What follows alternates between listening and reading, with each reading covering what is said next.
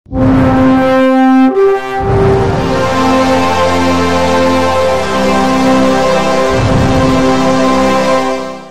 రోజు ఎమ్మెల్సీ బీద రవిచంద్రకి నెల్లూరు రూరల్ నియోజకవర్గ కార్యాలయంలో ఘనంగా సన్మానం జరిగింది। ఈ కార్యక్రమాన్ని రూరల్ శాసనసభ్యులు కోటమిరెడ్డి శ్రీధర్ రెడ్డి, కోటమిరెడ్డి గిరిధర్ రెడ్డి ప్రతిష్టాత్మకంగా నిర్వహించారు। బీద రవిచంద్ర ఇంటి దగ్గర నుండి నెల్లూరు రూరల్ నియోజకవర్గం కార్యాలయం వరకు గుర్రపు బండిలో ఊరేగింపుగా వందల బైక్లతో ర్యాలీగా కోలాహలంగా రావడం జరిగింది। ఈ సందర్భంగా బీద రవిచంద్ర మాట్లాడుతూ కోటమిరెడ్డి శ్రీధర్ రెడ్డి ఈ విధంగా నన్ను సన్మానించడం చాలా ఆనందంగా ఉందని, ఎల్లప్పుడూ శ్రీధర్ రెడ్డికి తోడుగా ఉంటారని అన్నారు। గజమాలతో పూల కిరీటంతో బీద రవిచంద్రను ఘనంగా సత్కరించారు। ఈ కార్యక్రమంలో టీడీపీ నాయకులు, క్లస్టర్ ఇన్ఛార్జీలు, కార్పొరేటర్లు, డివిజన్ నాయకులు, కార్యకర్తలు, అభిమానులు పాల్గొన్నారు।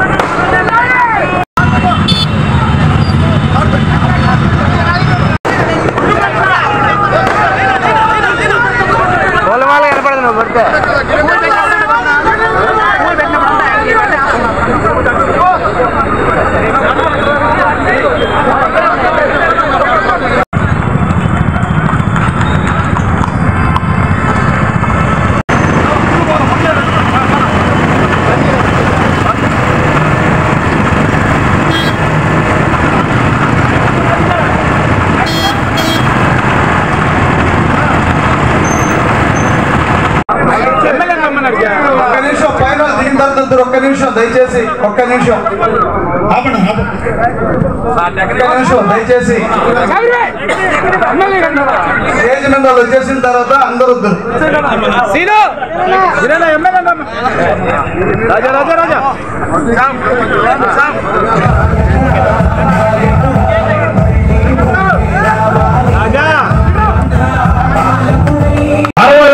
పూర్తి చేసిస్తామని మాటిచ్చి 60వ రోజు అంటే మే 20వ తారీఖున 303 × 2 606 మంది పార్టీ క్షేత్రస్థాయి కార్యకర్తల చేత ఒకే సమయానికి నియోజకవర్గం అంతా కూడా ప్రారంభోత్సవాలు ఉంటాయని, కానీ పరిస్థితి చూస్తుంటే మే 20 దాకా టైం పట్టేటట్లేదు।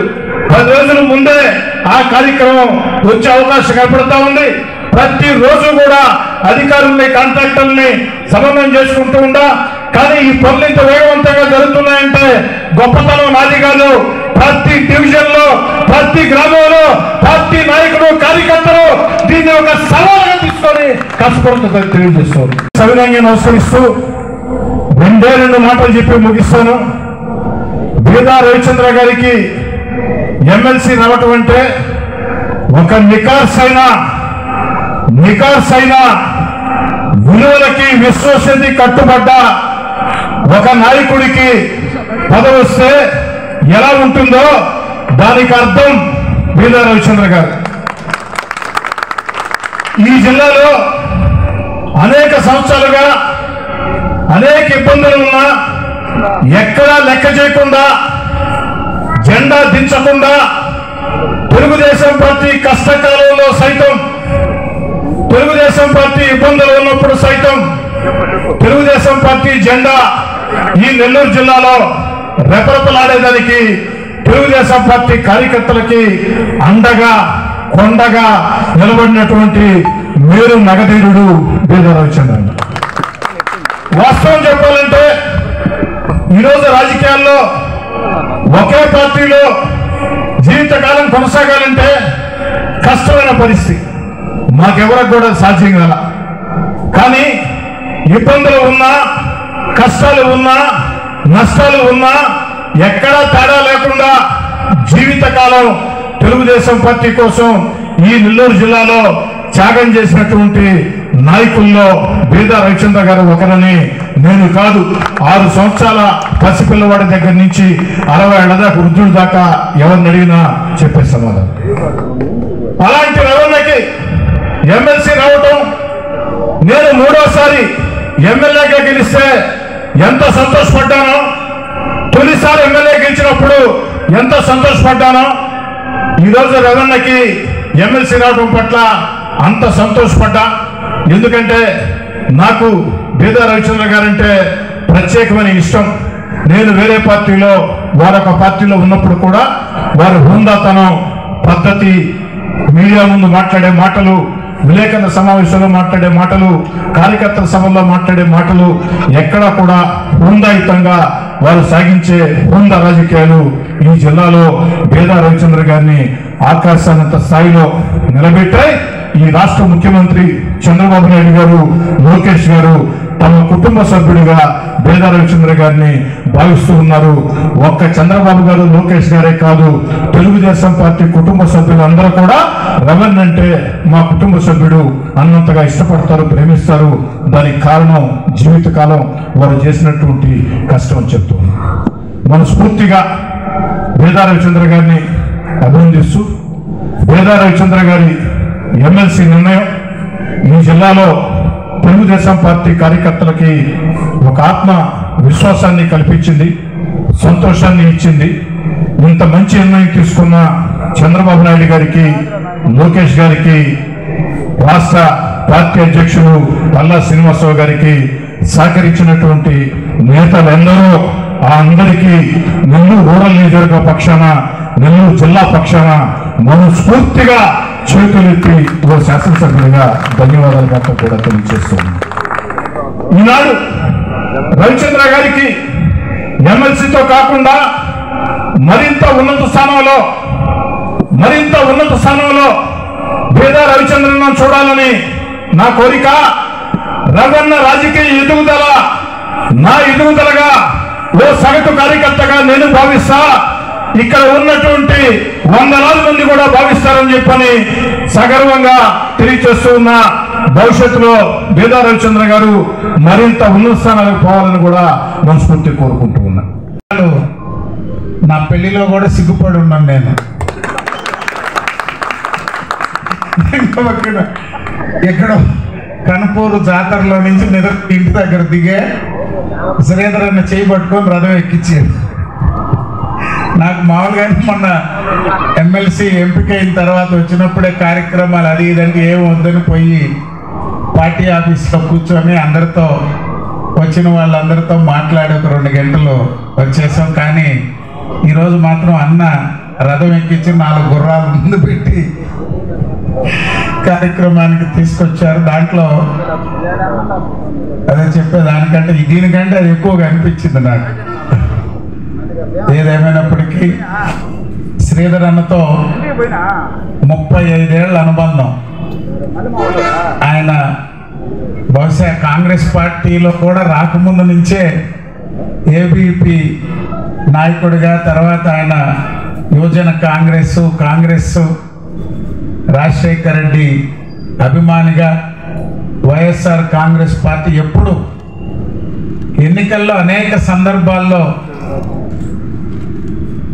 ఎంత ఉద్రిక్తతలున్నా, మాకు వ్యతిరేకంగా ఆయన పనిచేసిన, ఆయనకు వ్యతిరేకంగా 2 ఎన్నికల్లో తెలుగుదేశం పార్టీ తరఫున మేము పనిచేసిన, కానీ ఆ సందర్భం వచ్చినప్పుడు జిల్లాలో అవతల పార్టీ నుంచి ఇటు తెలుగుదేశం పార్టీ నుంచి ఏదైనా సమస్యలు ఉన్నప్పుడు కూడా మనస్ఫూర్తిగా నేరుగా ఈ విధంగా ఉంది, ఇది కరెక్టా కాదా, లేకపోతే మరొక నాయకుడికి ఏదన్నా నచ్చ చెప్పాల్సున్నా ఇతర నియోజకవర్గాల్లో శాసనసభ్యులకో లేక శ్రీధరన్న పార్టీలో ఉన్నటువంటి వారికి, లేదా ఇటువైపు ఇది కరెక్ట్ కాదేమో మన జిల్లాలో ఈ విధమైన సాంప్రదాయాలు, ఇటువంటి అనేక సందర్భాల్లో నేరుగా చర్చించుకొని ఏదైనా సమస్యకు అవకాశం ఉంటే పరిష్కరించుకునేదానికి అప్పుడు చర్చలు చేస్తూ ఉండేవాళ్ళు.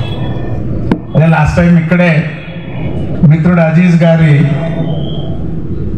అభినందన సభలో కూడా చెప్పారు, వీళ్ళిద్దరి మధ్య నేను చాలా సంవత్సరాలు ఇబ్బంది పడ్డాను. ఎందుకంటే ఇద్దరు మంచి మిత్రులే, కానీ అప్పుడప్పుడు శ్రీధరన్న ఆవేశం, అజీజు మాట అదుపు తప్పినప్పుడల్లా మధ్యలో గిరిరెడ్డి లేకపోతే ఇద్దరిని సర్దుబాటు చేసేవాడినేమో, కానీ గిరిరెడ్డి గారు కరెక్ట్గా బిగించేసేది బోల్ట్ ఉన్నట్టు. సరే, అన్ని భగవంతుడు నాకు ఆ సమస్యలు లేకుండా అందరిని ఒక దగ్గరికే చేర్చారు. ఇప్పుడు అంతా ప్రశాంతంగా సంతోషంగా, ఎందుకంటే అజీజ్ గారికి వక్ఫ్ బోర్డ్ చైర్మన్గా అవకాశం ఇచ్చినప్పుడు కూడా శ్రీధరన్న సంతోషంగా రాష్ట్రంలో మొట్టమొదటిసారిగా ఎవరు అనేక మాటలు మాట్లాడుతూ ఉండేది, కానీ అజీజ్ బాయ్ని ఇక్కడికి ఆహ్వానించి నా బాధ్యత ఇది, అజీజ్ బాయ్కి పార్టీ గౌరవం ఇచ్చింది, నేను కార్యక్రమం ఏర్పాటు చేయాలని చెప్పి అజీజ్ గారిని కూడా ఇక్కడే సన్మానం చేయడం జరిగింది. భవన్ కూడా ఇక్కడ శాంక్షన్ చేశాం గతంలో, దాన్ని వేదాయపాలెం ఇంకో సెంటర్ ఎక్కడ ఉన్నాయో చూసినప్పుడు 3 కూడా రూరల్ నియోజకవర్గంలోనే ఉన్నాయి. బీసీ భవన్కి 5 కోట్ల రూపాయలతో మొదటి విడతగా, పూర్తిగా ఇంకా కూడా నిధులు అవసరం, మొదట 5 కోట్ల రూపాయలు బీసీ భవన్కి నిధులు ఇస్తున్నారు. శ్రీధర్ రెడ్డి గారిని అన్నను తీసుకెళ్ళి, శ్రీధర్ అన్న నేను బీసీ భవన్ దగ్గరికి గతంలో గిరిరెడ్డి గారు నేను ఆ భవన్ అంతా పోయి చూసొచ్చాం శాప్ చైర్మన్ వచ్చినప్పుడు. దాన్ని మొదటి విడతగా 5 కోట్ల రూపాయలు నారాయణ గారు కూడా స్వయంగా ఆయన ట్రస్ట్ నుంచి మరో 1 కోటి రూపాయలు బీసీ భవన్కి ఆయన విరాళం కూడా ఇస్తా అన్నారు. శ్రీధర్ అన్నతో కూడా మాట్లాడారు. ఈ 6 కోట్లతో బీసీ భవన్ పనులు ముందు మొదలు పెడతాం. అంబేద్కర్ భవన్, జగజ్జీవన్ రామ్ భవన్ 2 రూరల్ నియోజకవర్గంలో జిల్లా స్థాయి భవన్లు నిర్మాణం చేసేదానికి స్థల ఎంపిక పూర్తి చేస్తే ఆ ప్రతిపాదనలు కూడా తీసుకొని అవి 2 కూడా జిల్లా స్థాయి భవనాలు, అంబేద్కర్ భవన్, మన జగజ్జీవన్ రామ్ భవన్ కూడా నిధులు తీసుకొచ్చేటువంటి బాధ్యత తీసుకుంటాం శ్రీధర్ అన్నతో పాటుగా అని చెప్పి తెలియజేస్తూ, మరొక రూరల్ నియోజకవర్గంలో ఉన్నటువంటి రాష్ట్ర స్థాయి, జాతీయ స్థాయిలో మనకు జరిగే బారాషాహి దర్గా కూడా గతంలో చేసినటువంటి ప్రతిపాదనలకి నిధులు అజీజ్ బాయ్తో, ఫారూక్ గారితో ఇద్దరితో కూడా సమన్వయం చేసి ఆ నిధులు కూడా ప్రత్యేకంగా రాబట్టాలని చెప్పి మంత్రి గారు తెలియజేస్తున్నారు. ఈ 4 కార్యక్రమాలు కూడా శ్రీధర్ అన్నతో సమన్వయం చేసుకొని ఇతర డిపార్ట్మెంట్లతో మాట్లాడి తప్పకుండా ఆ నిధులు తీసుకొచ్చేటువంటి ప్రయత్నం చేస్తామని చెప్పి కూడా తెలియజేస్తూ, మరొక విషయం చెప్పాడు అన్న, పొట్టేపాలెం బ్రిడ్జి. శ్రీధర్ అన్న పొట్టేపాలెం బ్రిడ్జితోనే ఉద్యమం ప్రారంభించాడు అధికార పార్టీలో, అదొకటే భయం. ఈసారి ఉద్యమాలకు అవకాశం లేదులే, ఆ బ్రిడ్జ్ ఎట్టో ఒకటి పట్టుకొని తెచ్చిస్తుంది. కాకపోతే డౌట్ ఏంటంటే శ్రీధర్ అన్నే చెప్పాడు 200 కోట్లు తెచ్చుకున్నాడు, 6 కోట్లు ఎందుకు ఇల్లు. తప్పకుండా దాన్ని ఇరిగేషన్ శాఖ మంత్రి గారితో, సెక్రటరీ గారితో మాట్లాడి ఇరిగేషన్ ఆర్ఎండ్బి అధికారులతో మాట్లాడి బీసీ జనార్దన్ రెడ్డి గారు వారికి నాకు ఇద్దరికి ముఖ్యులే, తప్పకుండా ఈ 5 పనులు కూడా రూరల్ నియోజకవర్గం నుంచి బాధ్యత తీసుకొని అన్న ఇచ్చినటువంటి దాన్ని తప్పకుండా రూరల్ నియోజకవర్గానికి నిధులు తీసుకొచ్చేందుకు నా వంతు నేను సహకరిస్తానని చెప్పి తెలియజేస్తూ, ఈరోజు శ్రీధర్ అన్న మీ అందరితో ఈ యొక్క అభినందన సభలో పాల్గొని నాకు రూరల్ నియోజకవర్గం తరఫున ఈ గౌరవాన్ని ఇచ్చినందుకు శ్రీధర్ అన్నకు, గిరిధర్ రెడ్డి గారికి, నియోజకవర్గ పార్టీ పెద్దలకు అందరికీ కూడా పేరు పేరున ధన్యవాదాలు తెలియజేస్తూ సెలవు తీసుకుంటాను. ఈ వీడియో కనుక మీకు నచ్చినట్లయితే లైక్ చేసి షేర్ చేయండి. మరిన్ని లేటెస్ట్ అప్డేట్స్ కోసం మా ఛానల్ ని సబ్స్క్రైబ్ చేయండి.